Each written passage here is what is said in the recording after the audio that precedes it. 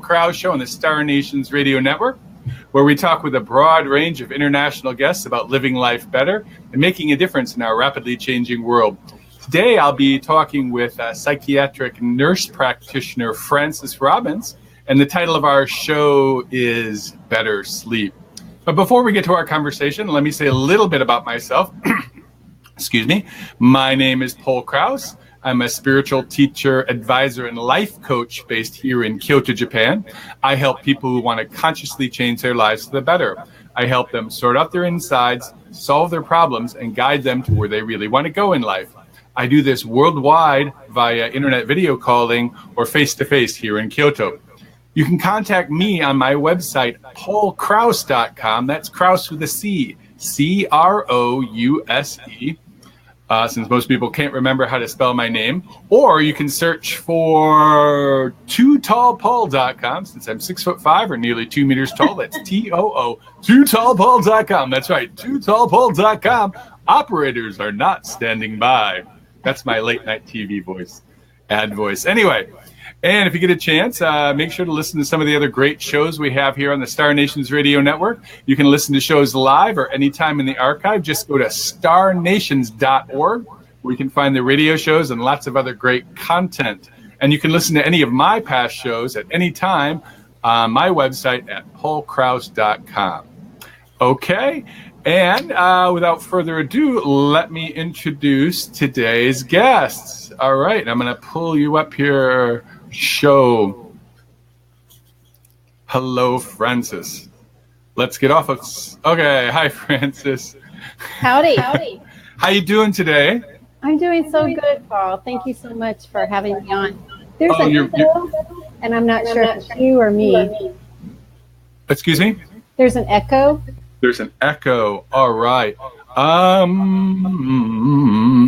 Okay, let me try something a little bit different here with I might change to a different headset. Can you hear me now? Are you doing all right now? I can. Yeah, that's better. Oh, when I talk, there's an echo. Okay. Now it's gone. It's okay on my side, I hope. Okay. Let's see. I'll put a comment. So we have a Facebook feed.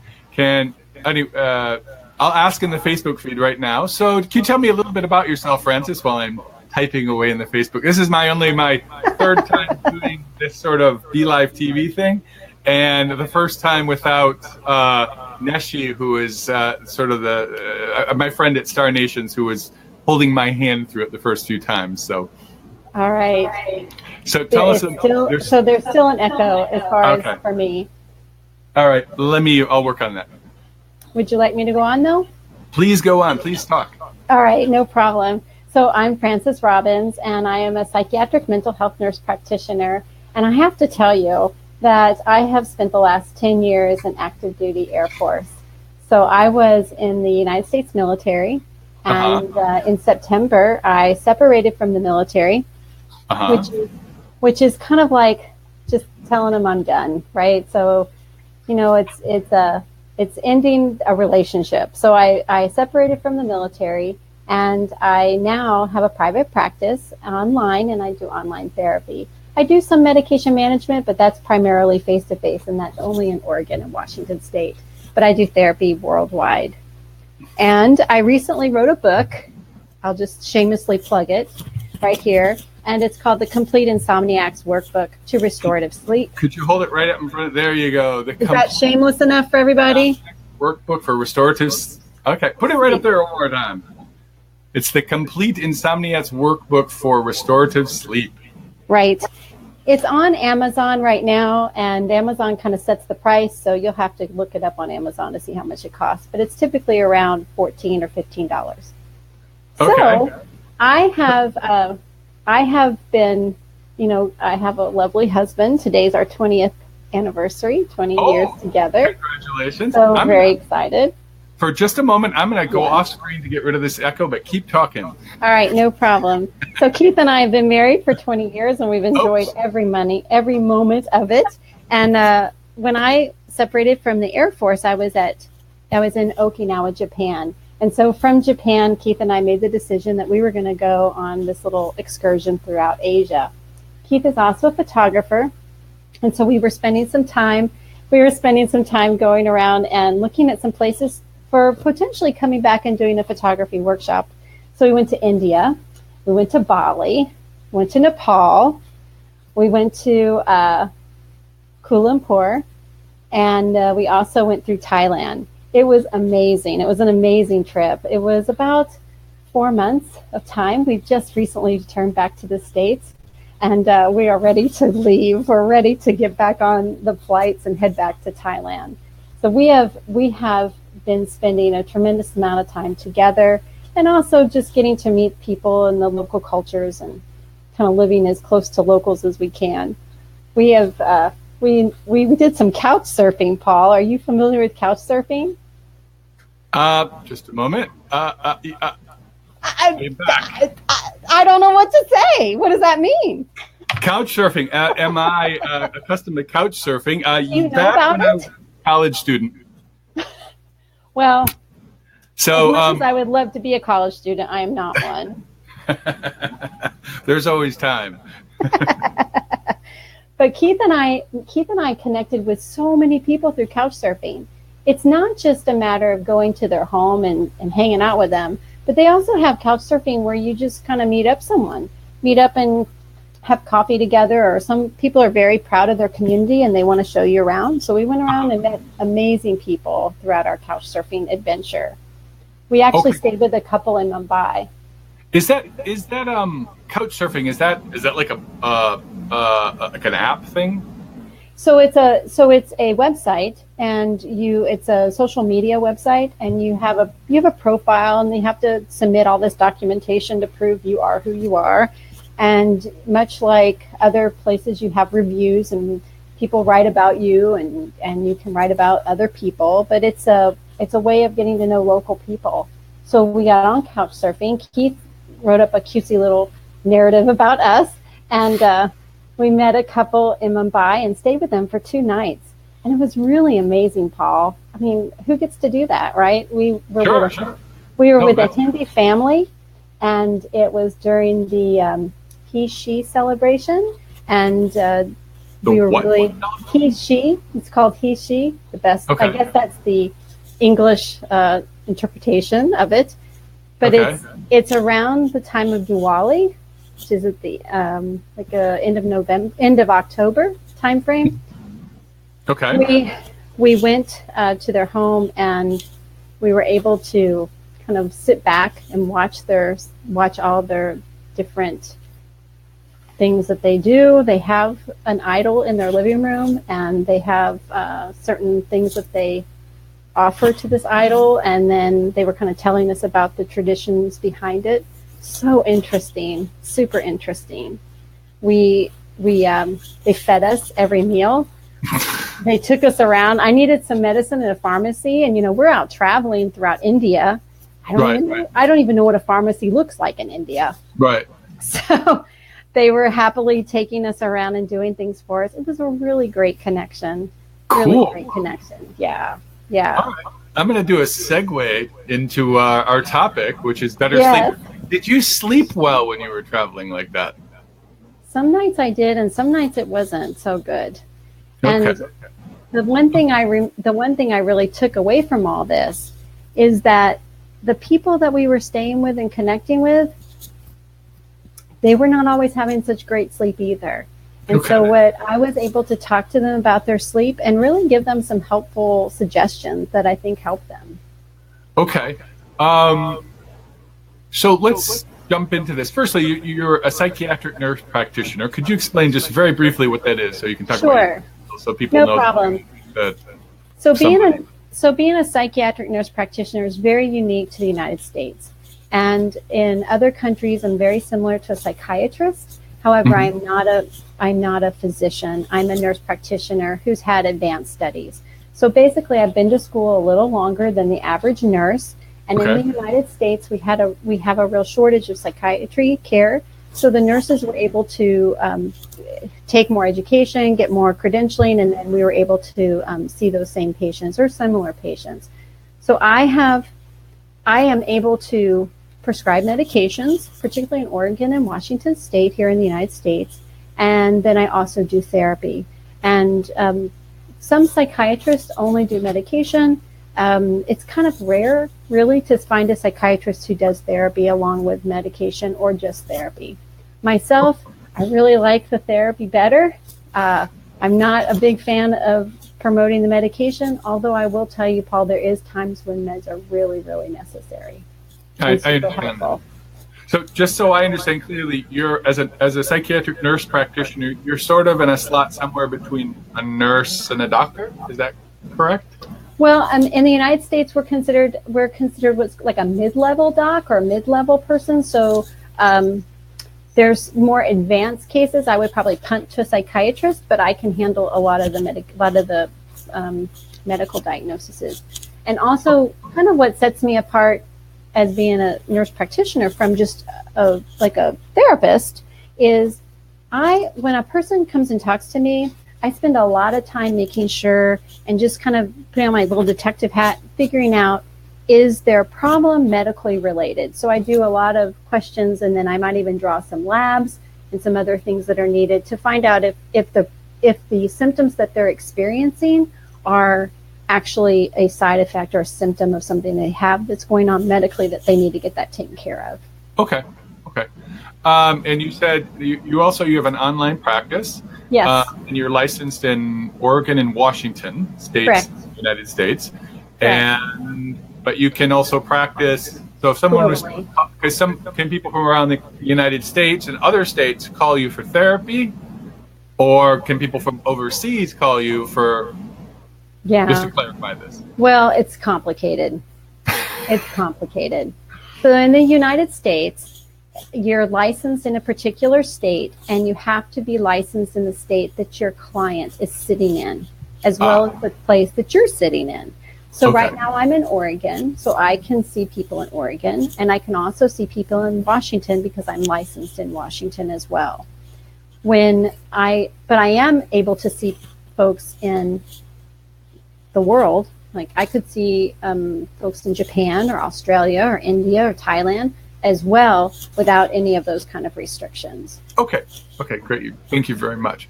So let's jump into the sleep aspect. Firstly, did you sleep well last night? Well, I did, and I'll tell you why. Why? Keith and I flew in from California. We were in Anaheim last week, and we were at I was at a psychology conference, Evolution of Psychotherapy. It was amazing. We flew pretty much all day. We had a pretty long layover in Seattle. We got back here. We're actually staying at our daughter's home here in Oregon because we're in a couple weeks. We're turning around and heading to Thailand. So we got in here. We were kind of jumping into a different room, so the environment was completely different. But I was frankly exhausted from all the traveling, and as soon as my head hit the pillow, I was gone. It was toast. And then I woke up this morning. It was awesome. All right, good. So speaking about sleep, what are the problems that people have other than just like sitting? I mean, because I know sometimes, just comparing my wife and myself, my wife, she's just like, oh, Paul, I'm a little bit. Yeah.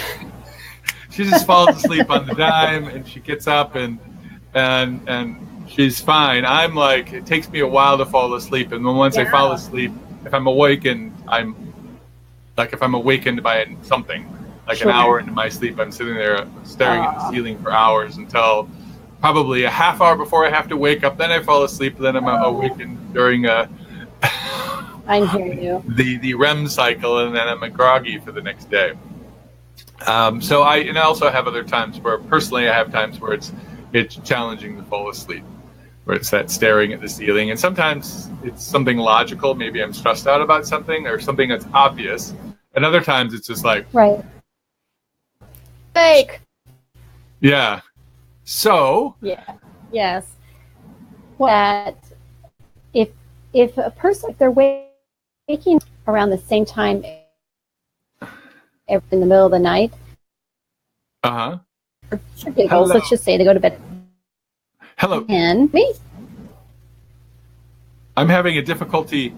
So, Frances, I'm having difficulty hearing you.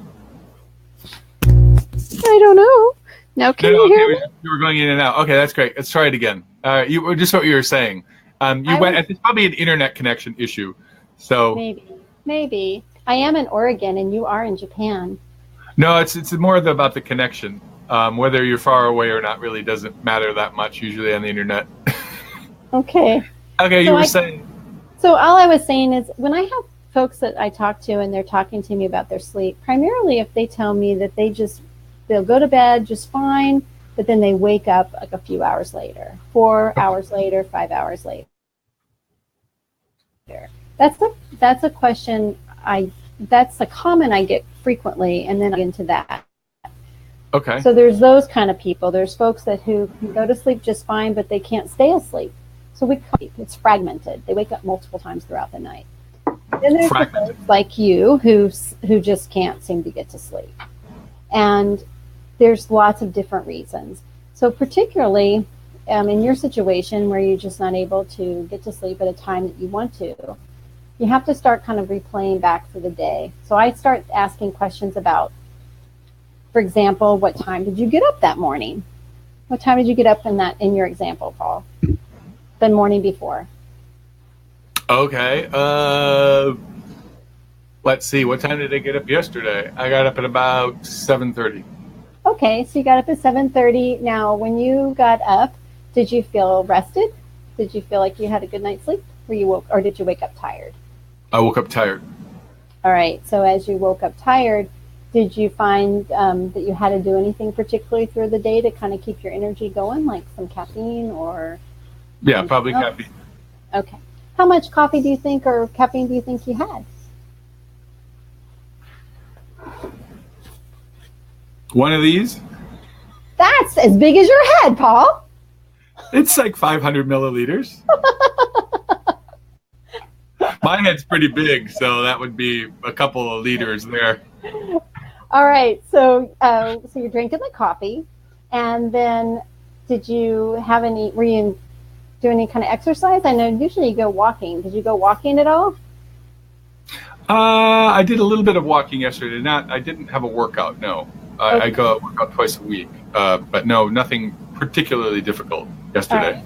So then I just kind of asked these questions about how the diet and exercise has been going through, because sometimes that can be super impactful. I think we all pretty much know that caffeine later in the afternoon can have a real impact on your sleep. So if you think about your sleep, if you have caffeine maybe after 3 o'clock in the afternoon, maybe that makes it hard for your body to metabolize that caffeine. It might make it difficult for you to fall asleep. Okay. The other thing I would ask you is about, and you certainly don't have to answer these questions here in the world, but things I would ask are things like what your medications are and what is it that in particular might be keeping you awake. Do you have like, some people just have a ton of stuff in their head and they've just got this, they do a whole replay of the day in their head and they start thinking about, oh, I forgot, I should have done this, I can't believe I'm such an idiot, oh, I can't forget that, and they get all worked up in their thoughts when their brain is trying to, their body's trying to shut down, but the brain is like going 100 miles a minute. So sometimes that happens. When I have that issue, at times, and I also know I have quite a few friends who have that issue. So, for example, I had a friend the other day who was talking about how they were really difficult times sleeping, and then they were doing that. That was what's going on. They're trying to lay down, but their brain isn't. It's like pedal to the metal. And yep. What do you suggest for folks to do when they're not? I do. I have. So what I teach and what I practice as well is I keep a notepad and a pen by my bedside, and I just write that stuff down. I'll write down whatever's in my head. I'll just write it down. Just kind of a brain dump onto a piece of paper. Brain dump. Knowing that I can pick it up in the morning and read it. And honestly, Paul, the truth is, I rarely pick up that paper again. It just sits there on the side of my bed. But it makes me feel better, and I've got it in a tangible place. I don't have to worry about remembering it because it's written down. Got ya. But the truth is I hardly ever look at the paper. you know? All right. So, well, for me, typically and meditation I know helps with this too, but a lot of it's the same thought going over and over and over. It's just like a loop.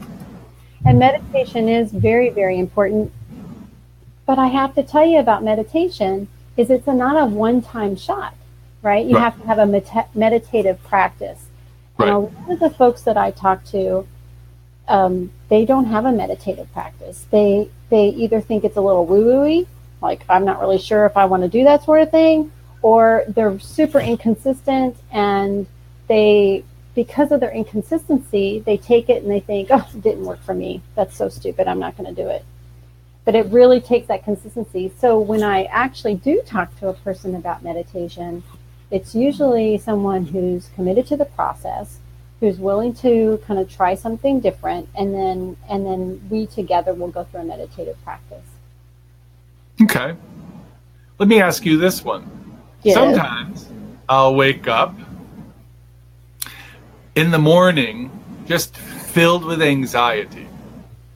Even though, like, maybe the day before there was nothing obvious that was causing me anxiety, but I just wake up with the first thoughts in my head are something very anxious, some of my fears coming up. Mm-hmm. What's your reaction to something like that? Well, that's where I would, in your case, I would tell you, to get back into the meditative practice, because those thoughts in your head can be just kind of your brain going rogue. It might also be that there really is something stressful going on that day, and you really do have a reason to get keyed up. So you have to look at what else is going on in that situation. The important thing is with your sleep, you want to have the same time that you wake up every morning, whether it's a day you're working or not. So you want to get up the same time, and then you want to go to bed at the same time.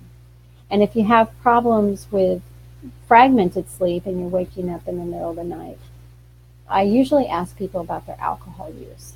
Now, Paul, I don't know how much alcohol you're drinking nowadays, but I don't think you drink alcohol anymore because you have kind of that history, right? Right. So, yeah.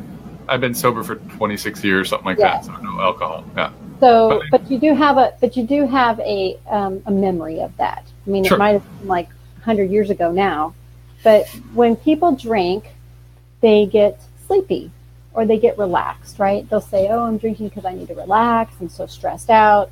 So they'll have their drinks and it will make them sleepy. Sometimes they'll even just pass out. And some of the folks that come see me, they're at that point where they'll just pass out. So they drink till they pass out. But when that alcohol gets metabolized in their system, it's converted to sugar. And sugar is activating. And as soon as they get that sugar in their bloodstream, they're wide awake. And so they wake up 4 or 6 hours later, and they can't get back to sleep. So when a person comes and talks to me and they tell me that their sleep is fragmented, then I start talking to them about what are they drinking. And then over time, through that relationship, it usually comes out. And then I just help them through that addiction. Okay. So you're talking about, sugars will cause you to stay awake. Mm-hmm. So, for example, what things that people are eating, so would like carbs or whatever, like eating late in the day or whatever, would that cause people to stay awake also? Well, so sugar certainly will. Carbs are actually probably going to make you sleepy. But if you eat too many carbs at bedtime, your belly will get full, and digestion sort of slows down when you're asleep, and you could have like indigestion. All that food starts fermenting on your gut. It's not very pleasant, and you might even have like some really bad indigestion and heartburn or flatulence. That's never pleasant. But I'll tell you though, with the sugar piece, if people like load up on big heavy sweets, sometimes people have a piece of cake or a piece of pie or something after supper. That sugar, when it gets metabolized, it'll be really difficult for them to fall asleep. The carbs, a lot of people now are doing the keto diet with a low carb diet, and what I just encourage them to do is use their carbs that they're taking and take it particularly at nighttime, and let the carbs help them fall asleep. Do you guys celebrate Thanksgiving where you're at? Do you have a big Thanksgiving meal? No. Well, here in the States we have Thanksgiving, and everybody loads up on their plate with all kinds of carbs. And then afterwards, you just kind of watch the masses. They all go into a coma. They go into this food coma. What describe that?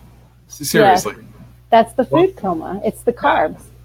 So when you're saying carbs, describe what do you mean by carbs? Because sugar. So carbohydrates. So it's your potatoes, your breads, your rice, your those heavy foods. If you think about just a Thanksgiving meal, your baked potato, your stuffing, all the different pies and cakes, and then the rice dishes and the pasta, right? All of that is carbohydrates. Right. And there's such a massive amount of food in your gut. Blood all hangs out there. And as the blood is all in that area, my goodness, they just get stupid and they fall asleep and they kind of drool on themselves. It's not a very attractive time. And then would they typically not sleep very well? I mean, if they're just like sleeping at the, when I was back in the States, we'd go visit one of my aunts or cousins or whatever. Yes. We have a giant meal and stuff ourselves full of food. And maybe you might have a nap on the couch, but then might you be awake the rest of the day or? You can be. So it depends because you're also taking in so much of those sugars. Okay. So the sugar clicks in there and then you start getting some energy. But that immediate dump of food, that carbohydrate, man, it makes you into you have a food coma. That's what I call it, a food coma. So what would be a healthier way of dealing with your diet, with eating, in regards to having healthy sleep? Well, you want to eat about maybe 3 hours before bedtime. You want to have your meal. 3 hours. 3 hours. Yeah, about 3 hours. Some people digest their food a little bit faster. Some people, it takes them a little bit longer. But you don't need to eat and then go right to bed. Okay. That's not a good plan. Okay. Any specific kinds of foods that are better? I mean, obviously we were talking about, caffeine will keep you awake. And caffeine is in other things, not just in coffees and teas, but things like chocolates, right? So chocolate, right. So not only is the sugar, but you got the caffeine going on. Right. No, you wanna eat stuff that is as close to nature as possible, in moderation. So eat when you're hungry and stop when you're full, and give yourself enough time for it to digest. If you're able to, it's really healthy as well after you eat to go for a walk. Okay. Go for a walk. Back in the day, like our grandparents' day, that was a very common thing. You would have your evening meal and then you would go for an evening stroll. Okay. You would walk. So you want to do a little bit of exercise and moving around. Okay. How about, let me ask you this about vigorous exercise. Is it better in regards to sleep? So is it better to exercise early in the day, middle of the day, late in the day, which will help for better sleep? Those are good questions. So sleep, you need to have your exercise. If you're going to do a vigorous exercise, cardiovascular, sweaty, your heart rate's up, and you're going to be doing that for about 20 minutes. And that's about the length of time at least you need to be doing it to make it somewhat effective. You need to do that earlier in the day, not close to bedtime. Okay. So when a person exercises and they have that kind of cardiovascular event where they're just the heart beats beating pretty fast, or you're getting sweaty, you release endorphins. And those endorphins are kind of those feel-good hormones, and they just make you feel good. You're a little bit more positive, but they also give you energy. So you want to do that in the beginning part of the day to the mid part of the day. I personally, when I was active duty military, I would get off work about 5, but I would eat maybe 6 o'clock, and then I was in bed by 9. So I didn't do any kind of exercise after work because I really just didn't have any place to fit it in. So I would get up in the early morning and go do my workout. And that way I had, plenty of time. Now that I am just kind of working this on my own personal schedule, I find that I do better when I work out about 2:00 in the afternoon. Okay. So it's all about timing, but you're totally right. Some people, they'll think, I'm just going to go work out and get tired, and I'm just going to be exhausted, and that's going to help me sleep. And that is such a bad plan. I mean, if it's working for you, it's kind of odd that it would be working, honestly. If you're out working and you're exhausted, when those endorphins are kicking on, that's your brain's going to start working, and you're not going to be able to go to sleep. You're going to have too much go-go in your blood. You're not going to be able to be calm and go to sleep. Okay, great. How about then? So we're living in this connected, wired world where we have we got our devices. I got this device here, and I'm like, oh, let's swipe through. Wait, a little bit more. How does that affect our sleep? Man, Paul, you could have just been right there with my book, man. This is perfect. So yes, it's the blue light. The blue light that comes off your computer screens, your electronic devices, it tricks your brain into thinking it's daylight. Okay. And the people who manufacture the computers and the cell phones and the people who run they don't really care if you sleep or not. They want you connected because they want you to buy things, right? They want you to be active and be engaged in whatever is going on here or there.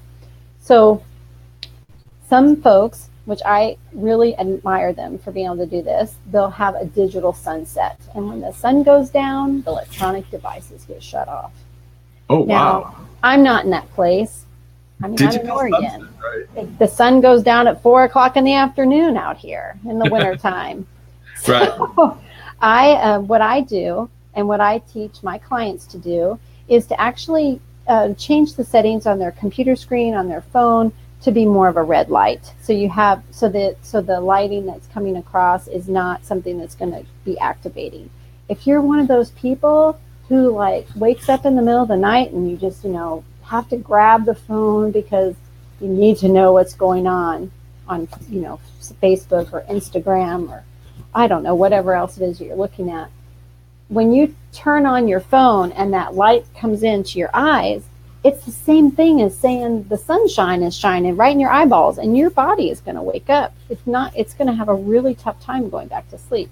So what I do, and what you can do if you have an iPhone, I don't know about the other phones, but there is a setting on here on the accommodation setting where you can actually set your phone to more of a red screen.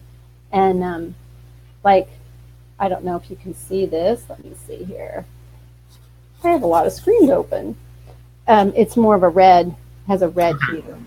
And in the middle of the night. What's that called in the settings? It's something like night mode or? Nope, it's not the night mode.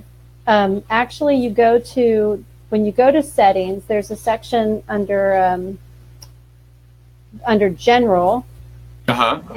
It has accessibility, and then through the accessibility you can say display accommodations, and then through the display accommodations you go through and you say that you want it to be tinted, and then you can set it up to tint.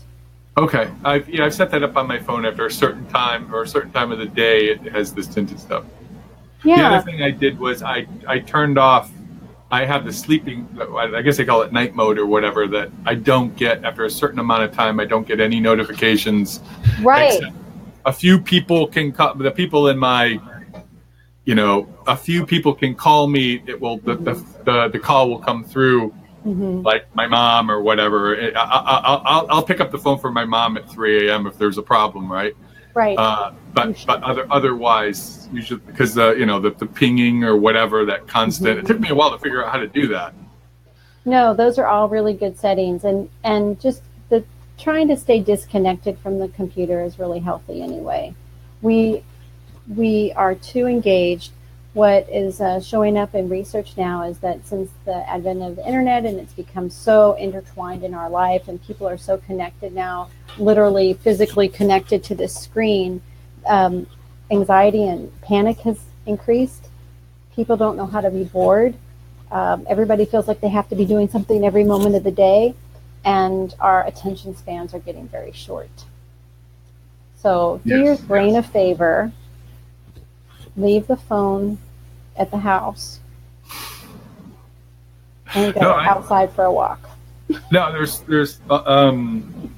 actually one of the last time I was in the States, I turned on the TV and there was an advertising saying some internet company was saying we're the last thing you see before you go to bed, the first thing when you wake up in the morning. I thought, wow, that's pretty bad. Yes. But I understand. It is all prevalent. Gosh, having a regular alarm clock is not a bad idea, as opposed to using the phone as an alarm. Right. So this is trying to learn how to manage this new technology, because this really wasn't a part of our evolution. No. And the more we get plugged in, the more stupid you get, I think. I think people don't know how they get lost if something happens to their phone. Okay. Yeah. We get dependent upon it. Yes. Well, also, I actually have a challenging issue because I work across time zones. Me too. So you're in Oregon right now, and I'm in Japan. All right. So for me, it's like 10:35 ish in the morning. And what time is it there right now? It's 5:36 in the evening. And it's on what day? Tuesday. Wednesday. It's Tuesday. So you have already lived my Tuesday. So you need to tell me, how's the rest of my day going to be, Paul? Well, that's the psychic stuff. That's a different call. We can do that right now, but let me. Although my psychic stuff is not doing the predictive thing. It's a little bit different. It's a little more of the let's feel. But anyway, the challenge I have is sometimes 10 o'clock at night for me is one of my most busy times of the day, because if I'm dealing with sort of work issues or whatever because of time zones, or in Japan, for example, a lot of people work really late, and if they're communicating with me, it's around 10 o'clock at night. It's like morning in North America and work day in Europe. So like 10 o'clock at night, I'm doing tons of work, and then I get done at about 11 or 12, and then I'm all keyed up. It's like my brain has just been, I've been working, so I have all this stuff cycling through my brain, right? And I'm like, wow, I need to go to bed because I have to get up at 6 o'clock. Yeah, you're kind of setting yourself up right there. Why do you have to get up at 6? Some other sort of work. Yeah. That's we need 8 hours of sleep. We need 8 hours of sleep. In Japan it's like, what, 6 hours? You get a whole 6 hours? I'll talk with Japanese folks and they're like, wow, you sleep 8 hours? You're lazy. They don't actually directly say it, but there's an implication of either you're lazy or, wow, how are you able to do that? That's I wish I could do that. Is a reaction. I'm exaggerating a little bit, but do you think that you need 8 hours? Some people need less. I know I'm an 8-hour girl. I need 8 hours. Me personally, I can get by on, depends upon the day, on 6, but I've never had very good, actually consistent sleep pattern. I've worked night shifts before. I used to work like when I was a news photographer, they had us on these insane shifts that would go it's like working first, second, third shift, but not in a row. You'd be like working second shift and then first shift and then third shift, and then Yeah, I know. I'm a nurse, Paul. I worked all those crazy shifts, and then in the military on top of that. Yeah, no. So that's a challenge. Yeah, it is, and so there's circumstances where you are just not going to sleep well. Your body you need to have a rhythm to your sleep. you think about life before the light bulb, we would go to bed when it was dark. We'd get up when the sun came up. That's kind of our natural rhythm. Mm-hmm. Whenever we deviate from that, for whatever reason, there's going to be difficulties that we're going to encounter. Sometimes we can do that. Sometimes we can do that, and we can kind of catch up later on in the week. But sometimes you just can't catch up, and you're going to have a difficult day the next day. What about? Okay, I got two questions here. But first is going to be about just.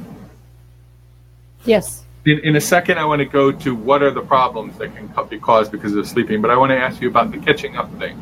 So maybe I only got 5 hours of sleep for 2 nights, and then I have a day off where I end up sleeping for 12 hours. And then a cycle like that continues. That I don't particularly perceive to be very healthy, but... It's not. It's going to cause you problems in the long run. But some people, sometimes their life is outside of their control. And I can speak particularly my fellow soldiers. So in the military, you may have a particular time that you have to report for duty.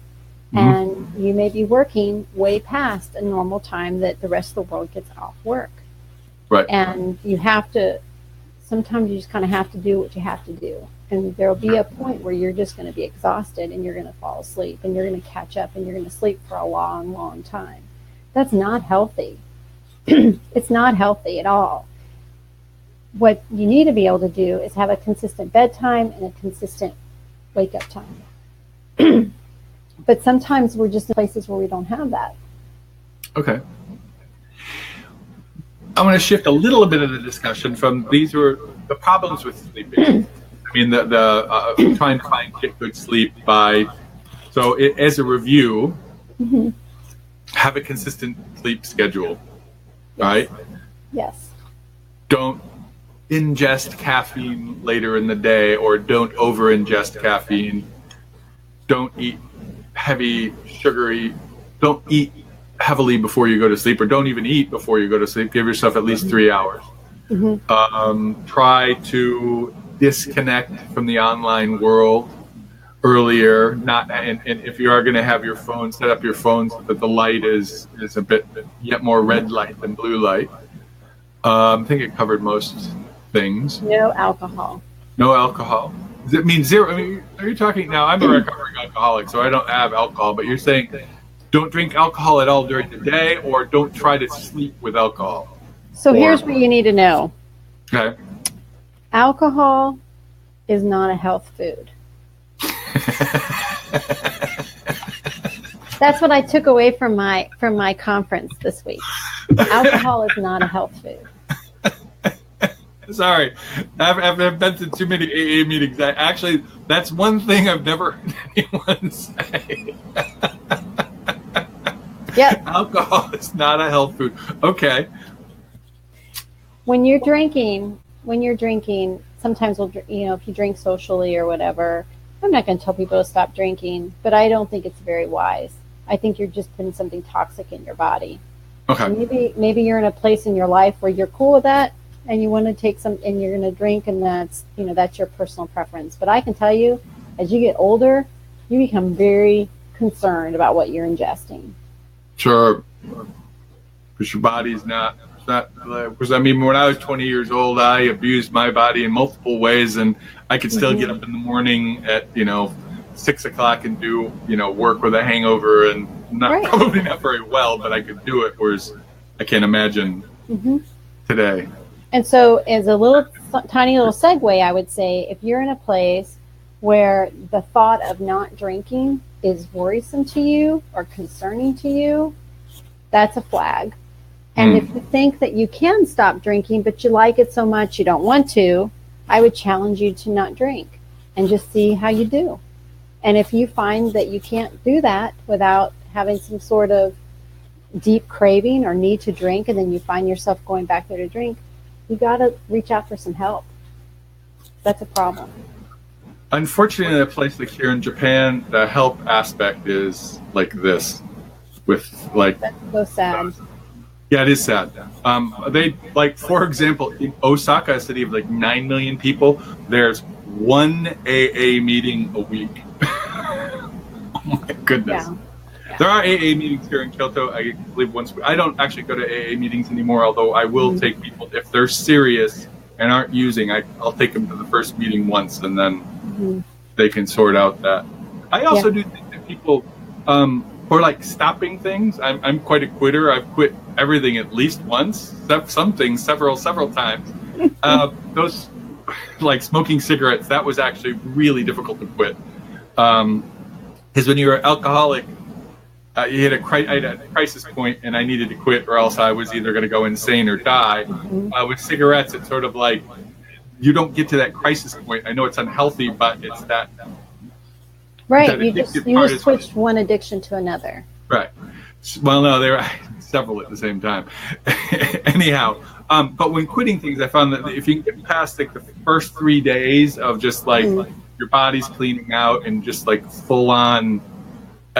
Just a full-on body. Just I gotta have the craving. And then if you can get past that third hump, whether it's stopping sweets or stopping whatever, it gets a little bit easier, at least on the physical level. And this part is different, but yeah, there's a lot of science out there now, especially with the opioid addictions and the alcohol addictions. And I would just tell people, especially if you're out there and you don't have any kind of resources. That's the one reason why I started Precision Mental Performance, which is my online therapy, is reach out to me. I'll help where I can, and I will direct you if I can't help you. Okay, could you say that again? It's precisionmentalperformance.com. Yes, Precision Mental Performance, and it's my online therapy platform, and it's there for those kind of situations. Primarily, I really felt like there was a need for expats and also for those in the military who just frankly do not want the military to be, into their record, into their stuff. So with the military, the United States military, our medical records, to include our mental health records, are not private. There's limited confidentiality, which means your supervisor can get into your record if they feel like they need to. And it's looked at throughout your military career. So a lot of people just avoid going to the clinic. And then honestly, sometimes the clinic hours are just not really conducive for them. They're working hard and they don't have time or the support to be able to leave their job to go to the clinic. So what I did is I have this online practice at Precision Mental Performance, and I really came up with that particular name because I didn't want it to sound like a mental health clinic, because there's so much more that I do for brain health. So getting good sleep is important, nutrition is important, making sure you don't have any underlying medical conditions is important, and then also just having that connectivity and being able to talk to someone about whatever the issues are at hand, which I'm sure you get that too, Paul, with your practice. I'm sure you have folks who just frankly just need a safe place to talk. Yes. Yeah.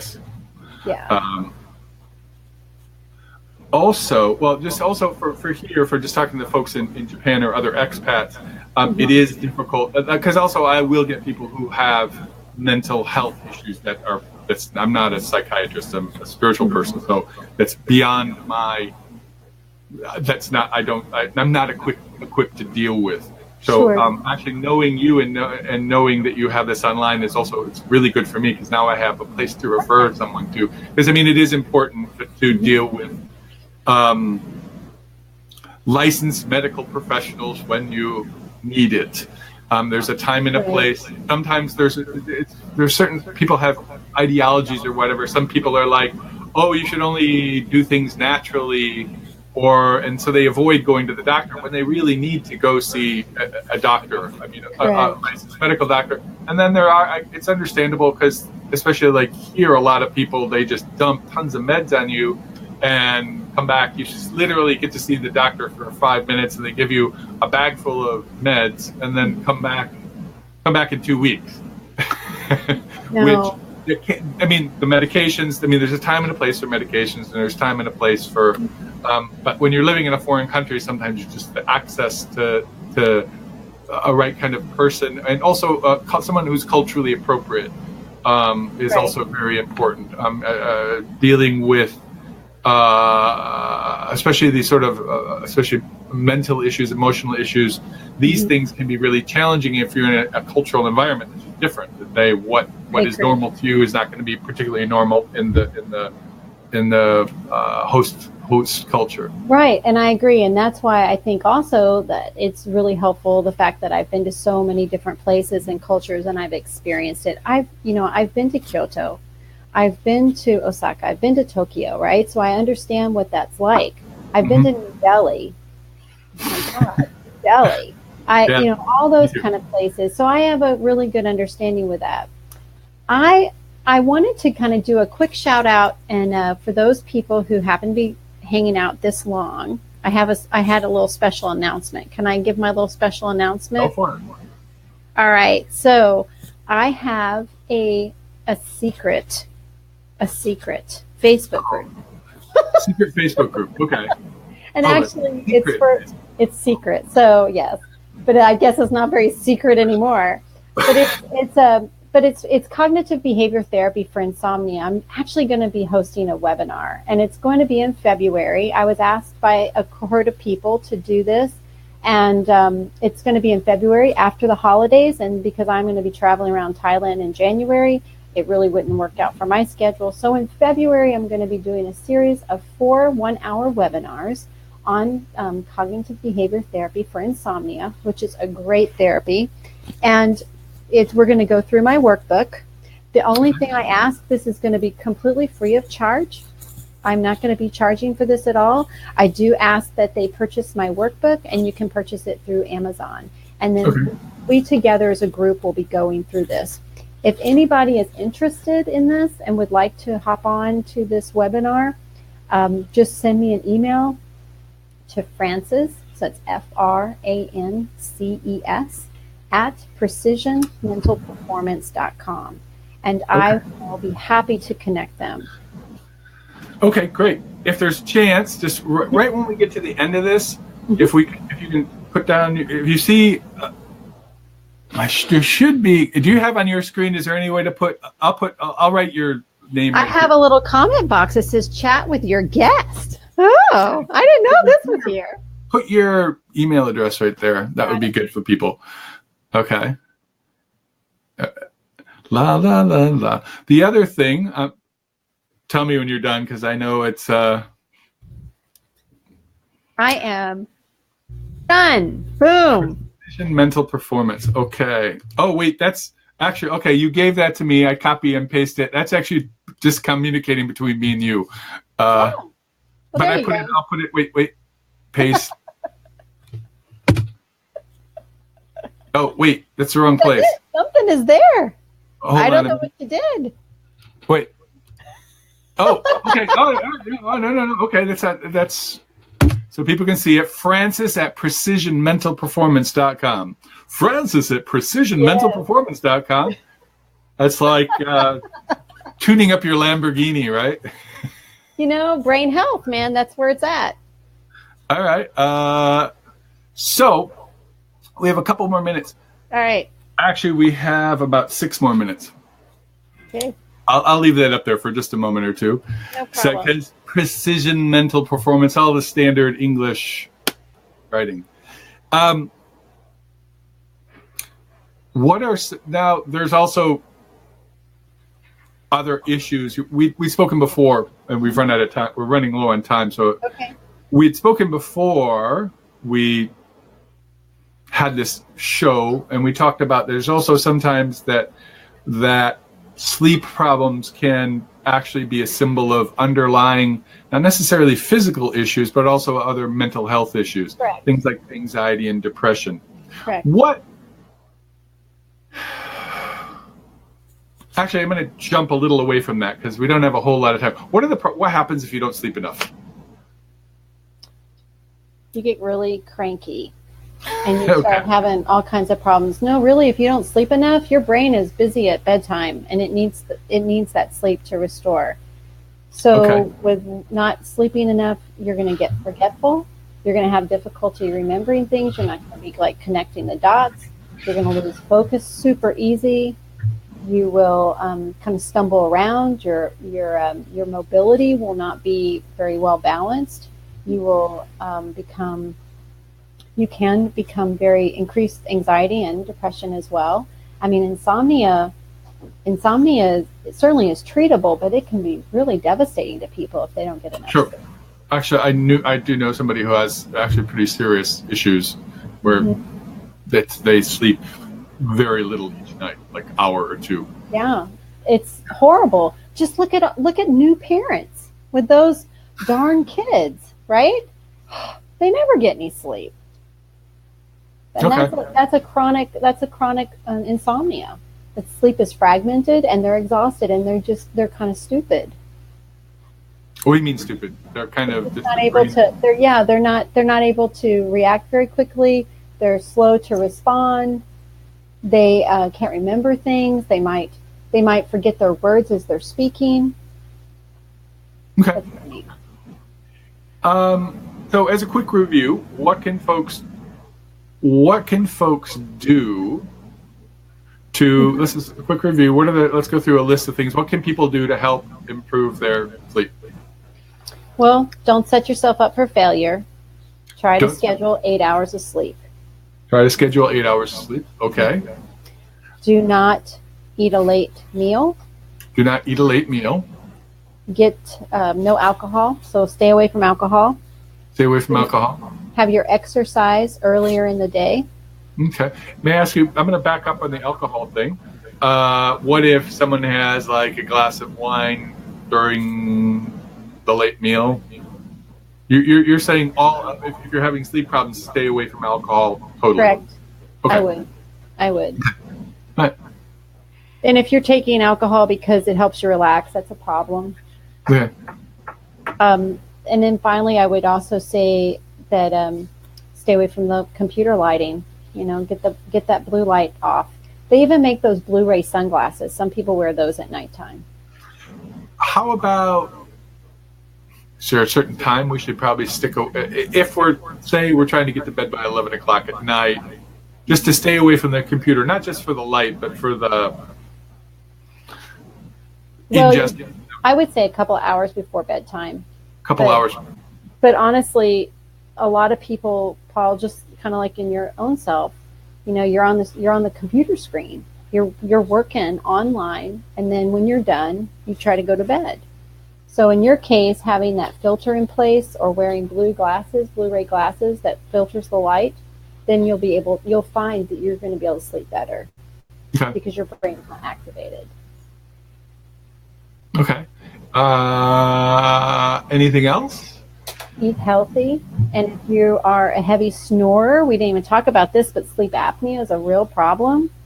If you snore and your sleep partner is telling you that you're snoring and people can't get to sleep because of it, that's a problem. You need to get that checked out. Yeah, that's actually I had some friends. It was actually a very very challenging in their relationship because. Oh yeah. Nobody wants to sleep with that. And sleep apnea is very serious. You're not breathing. So you want to get that checked out. And then sometimes there's other underlying medical conditions that can be causing your insomnia. Okay. Underlying medical conditions and or maybe treatments that you're having for other underlying medical conditions. Meaning the meds that you're taking are So I would say start with the easy stuff. If you're doing all those things and you want to try to make some changes, make the changes. Give it a couple weeks. If you're not making any improvement in your sleep after a couple weeks, you need to seek out some attention. If you're doing those things consistently and you're still having trouble, that's a problem. Insomnia is treatable. Do not be miserable. Do not do that to yourself and to those that are around you. It's horrible for everybody. Okay, great. Thank you very much, Frances. So people can contact Frances at precisionmentalperformance.com. That's precisionmentalperformance.com. Tune up your own inner Lamborghini. That's very good. I'll send you a check for that one in the mail, a bill for that one in the mail. Okay, and my name's Paul Crouse, and you can contact me at paulcrouse.com. .com, Or we can go to the easier one. Really tall Paul. Tallpaul.com. That's right, tootallpaul.com. That's right, tootallpaul.com. We've just gone over a little bit. Thank you very much, Frances. It was great talking with you. All right. Thanks, everybody, for listening and being in the chat room. Sorry, I'm really bad with the chat room thing because I'm focusing on Frances. I'm not really good at doing two things at once. So, all right. Thanks, everybody. Bye. Bye.